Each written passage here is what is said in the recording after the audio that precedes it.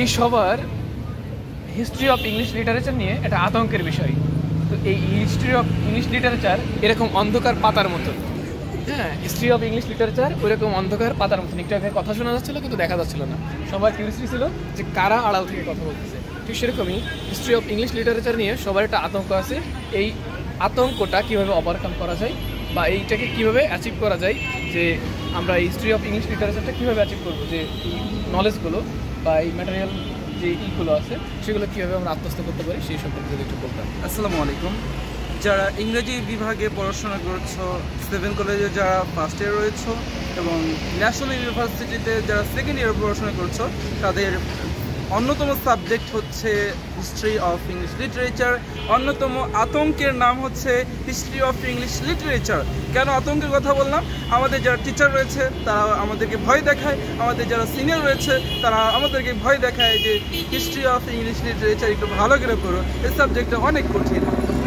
আসলে কি কঠিন? আচ্ছা, যদি কেউ সঠিক নিয়মে সঠিক পদ্ধতিতে পড়াশোনা করে এবং এই বইটা পড়ে, তাদের জন্য একদম ইজি। আমার তো মনে হয় অন্যান্য সাবজেক্টের চেয়ে হিস্ট্রি অফ ইংলিশ লিটারেচারে ভালো রেজাল্ট করা বেশি সহজ। কারণ হচ্ছে এখানে যে লিটারেচারের যে এইজগুলো রয়েছে, ওই এইজের মধ্যে থেকে খুব বেশি প্রশ্ন বা খুব বেশি কঠিন প্রশ্ন আসে না। ঘুরে ফিরে দেখা যায় যে অন্য কোনো সাবজেক্টে প্রশ্ন কমন আসুক বা না আসুক, আমাদের হিস্ট্রি অফ ইংলিশ লিটারেচার এই সাবজেক্টে প্রশ্ন কমন আসে। কারণ একটা এইজের মধ্যে গুরুত্বপূর্ণ প্রশ্ন বা কয়টা রয়েছে বা কয়টা বিষয় গুরুত্বপূর্ণ রয়েছে। তো গুরুত্বপূর্ণ প্রশ্ন এক বছর যেটা আসে, পরবর্তী বছর তো ওটা আসে না। তো দেখা যায় যে ঘুরে ফিরে একই টাইপের প্রশ্ন চলে আসে। সুতরাং এইটা নিয়ে খুব বেশি প্যারা খাওয়ার কিছু নাই। আমি মনে করি যে কেউ যদি পড়তে চায় সেক্ষেত্রে এই সম্পর্কে জাস্ট এই যে ক্যারেক্টারিস্টিক্স বা থিমসগুলো রয়েছে, বৈশিষ্ট্য কী, সেগুলো প্রথমে জানবে। জানার পর ওই যে বিখ্যাত লেখক বা কবি কারা ছিলেন তাদের সম্পর্কে জানবে এবং এই বিখ্যাত তাদের কবিতা বা নাটক বা উপন্যাস কী কী রয়েছে সেইগুলো বিষয়ে জানলেই হবে এবং সাথে সাথে প্রশ্ন চলে যাবে। আমরা যে লংয়ের বা আর কি আছে কল্যাণ দত্তর যে বই দেখি, হিস্ট্রি অফ ইংলিশ লিটারেচার, এত বড় বই এবং শুধু ইংলিশে যাবা ইংলিশ, এত কিছু আমার মনে হয় না যে স্টুডেন্টদের পড়ার প্রয়োজন রয়েছে। তবে কেউ যদি ভালোভাবে জানতে চায়, বেশি জানতে চায়, সেটা ভিন্ন কথা। কিন্তু পরীক্ষায় ভালো রেজাল্ট করার জন্য কল্যাণ দত্তর বই বা জে লংয়ের বই পড়ার প্রয়োজন নেই। জাস্ট লিটারেচার ওই এই সম্পর্কে জানবে, কবি বা লেখক সম্পর্কে জানবে, ওই যুগের বিখ্যাত কী কী বিষয় ছিল সেটা সম্পর্কে জানলে হয়ে যাচ্ছে এবং প্রশ্ন পড়বে। আর প্রশ্ন নেই। তবে ইংলিশ লিটারেচার অনেকে চাই যে শর্ট হ্যান্ড নোট অথবা শর্টকাট কিছু টেকনিক জানতে চাই। তো এই সম্পর্কে তোমার মতামত বা মন্তব্য কি? আচ্ছা, হিস্ট্রি অফ ইংলিশ লিটারেচারের অনেকে শর্ট নোটস বা একটু সংক্ষিপ্তভাবে এই সম্পর্কে জানতে চাই। আমি এতক্ষণ পর্যন্ত এই কথাই বললাম যে এত বিস্তারিত, এত যে লং বা কল্যাণ দত্তর যে বই রয়েছে, এত জাবা ইংলিশ বা এত কিছু পড়ার দরকার নেই। জাস্ট ওই সম্পর্কে ক্যারেক্টারিস্টিক্স বা এই থিমসগুলো জানবে এবং এগুলো জানলেই হবে, ঠিক আছে? আর এগুলোর জন্য আমি অলরেডি আমি যে 2টা ক্লাস নিয়েছি। কোন ক্লাস নিয়েছি? Anglo Saxon, period by age এবং এইজ অফ চসার। আমি যে আলোচনা করেছি সেখানে দেখবা তোমরা যে আমি জাস্ট কি আলোচনা করেছি, ওই এইজের যে ক্যারেক্টারিস্টিক্স বা থিম রয়েছে এবং এই যে বিখ্যাত লেখক কারা ছিল, ওই যে তারা কী কী লিখছে, বিখ্যাত কবিতা বা লেখালেখির কী ছিল, এইগুলো আলোচনা করে কিন্তু আমি সরাসরি প্রশ্ন চলে গেছি। সুতরাং অতিরিক্ত কোনো আলোচনা করিনি এবং এটা অবশ্যই হেল্পফুল পরীক্ষার জন্য এবং জানার জন্য অনেক হেল্পফুল। কারণ যতটুকু প্রয়োজন ততটুকু আয়োজন, অতিরিক্ত দরকার নেই রে ভাই। কেউ জানতে চাইলে, কেউ যদি অতিরিক্ত জানতে চায় সেটা ভিন্ন কথা। সে তো মানে ইন্টেলিজেন্ট বা সে একজন টিচার রয়েছে, তুমি জানো। তো তুমি জানতে চাইলে জানতে পারো, কিন্তু সবারই তো ওরকম সময় থাকে না অতিরিক্ত জানার।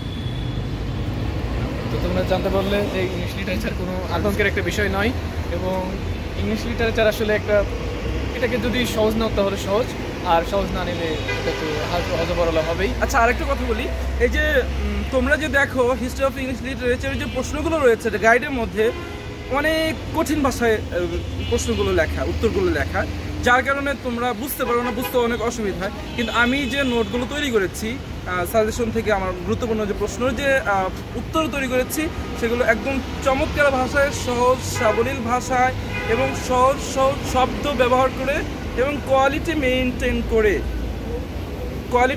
করে বুঝিয়ে আমি বোঝাতে চাচ্ছি যে 15 মার্কের প্রশ্নের জন্য বা 10 মার্কের প্রশ্নের জন্য বা 5 মার্কের প্রশ্নের জন্য যতটুকু লেখা বাধ্যতামূলক, যতটুকু না লেখলেই নয়, যতটুকু লেখা উচিত সেটার সাথে সামঞ্জস্য রেখে এবং কিভাবে লিখলে ভালো মার্ক ক্যারি করা যায়, যেরকম তোমার হচ্ছে কোটেশন দিয়ে দিয়ে বা হচ্ছে হাইলাইট করে করে প্রতিটা বিষয়বস্তুর বা প্যারা প্যারা করে লিখে সেই প্যারাগুলোর টাইটেল দিয়ে দিয়ে আমি কিন্তু প্রতিটা নোটের যে তৈরি করেছি প্রতিটা প্রশ্নের উত্তরের ক্ষেত্রে বড় প্রশ্নকে লিখেছি সেক্ষেত্রে প্যারা প্যারা করে দিয়ে এবং টাইটেল দিয়ে। যখন তুমি টাইটেল সহ লিখবা তখন টিচারের কাছে ওই জিনিসটা হাইলাইট হয়ে যাবে যে এই প্রশ্নের এই অংশটুকু এই বিষয়ে লেখা হয়েছে। তখন কি হবে, সে মার্ক দিতে উদ্বুদ্ধ হবে এবং সে বুঝতে পারবে যে না, এ অনেক কষ্ট করে সুন্দর করে পড়াশোনা করেছে। আর একটা বিষয় বলি, গাইডের ভিতরে কিছু কিছু প্রশ্ন দেখবে প্যারা প্যারা করে টাইটেল দেওয়া আছে, কিছু কিছু নাই। এখন কিছু কিছু দিবা টাইটেল সহ, কিছু কিছু দিবা না, এই জিনিসটা কেমন জানি দেখা যায়। যদিও এটার জন্য মার্ক কাটবে না, কিন্তু দেখতে কেমন যেন বেমানান লাগে।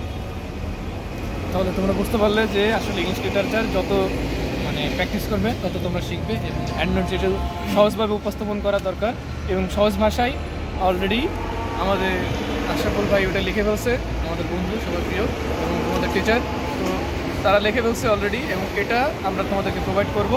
তোমরা দ্রুত কোর্সে যুক্ত হয়ে যাও এবং তোমরা ফ্রি যে ক্লাসগুলো রয়েছে সেগুলো আগে যুক্ত হয়ে এগুলো আগে ফ্রি ক্লাসগুলো করো। আশা করি তোমাদের ভালো লাগবে। কোনো কিছুই আসলে ওয়েস্ট না আর কোনো কিছুই আসলে বৃথা যায় না। কিছু জ্ঞান আসলে ওই যে ওইটাকে বললো যে শেখার জন্য হলো, জানার জন্য হলো একটু পড়তে পারো, আর সব যে পড়তে হবে এমন না, গুরুত্বপূর্ণ যেগুলো আছে সেগুলো পড়ো। তো আশা করি ভবিষ্যতে তোমাদের যা যা দরকার হবে এবং প্রয়োজন পড়বে সেগুলো আস্তে আস্তে আমরা তোমাদেরকে প্রোভাইড করে থাকবো এবং প্রোভাইড করবো। তোমাদের এটা নিয়ে চিন্তা করার দরকার নাই। আর তোমরা যদি কোশ্চেন যদি এটা করে থাকো, আমাকে ম্যাক্সিমাম অনেকে কোশ্চেন করে থাকো কি যে পরীক্ষায় কি কোশ্চেন অনেক হার্ড হয়, অনেক পরীক্ষা আসলে কেমন হয়, এরকম একটা আতঙ্ক তোমাদের ভিতরে কাজ করে। তো আসলে পরীক্ষা তোমরা যদি পড়ালেখা করলে আসলে খুব একটা কঠিন না। আর তোমরা ক্লাসগুলো করতে থাকলে তোমরা আসলে বুঝতে পারবে যে পরীক্ষা কেমন হচ্ছে এবং তোমরা পরীক্ষাতে খুবও আসলে সাজেশন থেকে কমন পাবা, এটা আমরা সুনিশ্চিত করতেছে। তো সবাইকে ধন্যবাদ ভিডিওটি দেখার জন্য। তোমাদের যদি কোনো ধরনের মতামত থাকে, কোনো ধরনের প্রশ্ন থাকে, অবশ্যই কমেন্ট বক্সে জানাবে। আসসালামু আলাইকুম। তো যেখান থেকে শুরু করেছিলাম সেখানে আবার সমাপ্ত করে দিলাম। এই দেখা যাচ্ছে না, হ্যাঁ ঠিক আছে, আল্লাহ হাফেজ।